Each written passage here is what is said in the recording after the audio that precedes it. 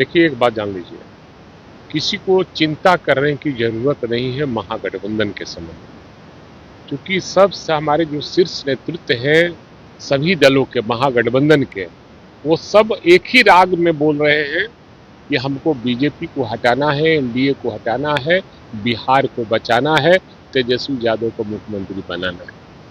अब इसके अलावा कोई जवाब ही नहीं है। मुख्यमंत्री बनाना है तो कई सारे नए दल में कहीं भी ये सब को एडजस्टमेंट होगा, ये सब होगा। आप लोग अब सवाल है कि ये सवाल क्यों हमसे कर रहे हैं?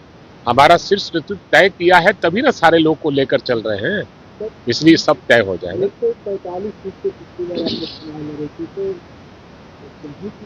अब इसकी चिंता मत कीजिए आप, इसके हमको रहने दीजिए। जब होगा और शेयरिंग जब हो जाएगा तो आपको पता चल जाएगा किसको कितना सीट मिला।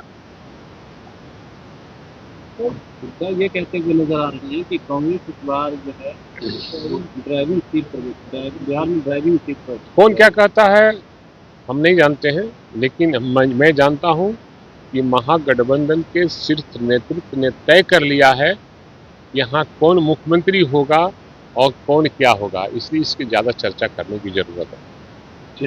और ये हमको लगता है कि ये आप लोग को ड्यूटी मिली है बीजेपी के द्वारा कि आप इस तरह से छेड़छाड़ कर पूछिए, उन लोगों से पूछिए कि आपके यहाँ सब कुछ ठीक ठाक है। चिराग पासवान बोल रहे हैं कि हम 243 पर लड़ेंगे चुनाव, उनसे पूछिए कि उनके यहाँ सब कुछ ठीक है, ऑल इज वेल है। हमारे यहाँ से ऑल इज वेल है।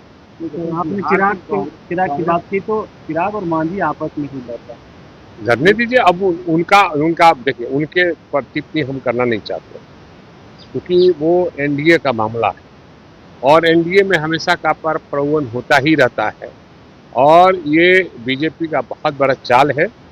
और माननीय नीतीश कुमार जी को भी समझना चाहिए, उनको साइड करने की प्रक्रिया शुरू हो गई। चिराग और मांझी एक दूसरे को औकात दिखा रहे हैं, कह रहे हैं उनकी इतनी औकात है कि वो पैसे पे भीड़ लाते हैं, दूसरा क्या और आज भी ये दलित के नेता कहे जाते हैं लोग ना, लेकिन आज भी दलित का नेता अगर बिहार में कोई है, उसका नाम है आदरणीय लालू प्रसाद यादव। इस दलितों को, जो नीचे पैदान पे जो लोग थे, उनको कुर्सी देने का काम, खटिया देने का, चौकी देने पर बैठाने का काम, हक दिलाने का काम आदरणीय लालू प्रसाद यादव ने किया है।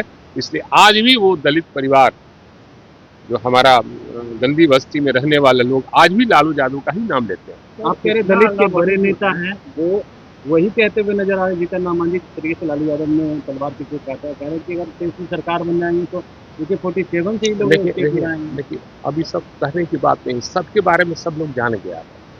और एनडीए में कैसे लोग मंत्री बने हैं, कितना लोग कमा रहा है, कितना अरब खरब कमा रहा है, और जनता कैसे लूटी जा रही है, सब लोग समझ रहा है। इसलिए इन लोग का बयान का कोई अब मतलब नहीं है। सर, जहाँ तक सभी पार्टियां जो है पोलिटिकल एक्टिविटी में दिख रही हैं, क्या बीजेपी, क्या एनडीए और मुख्यमंत्री नीतीश कुमार,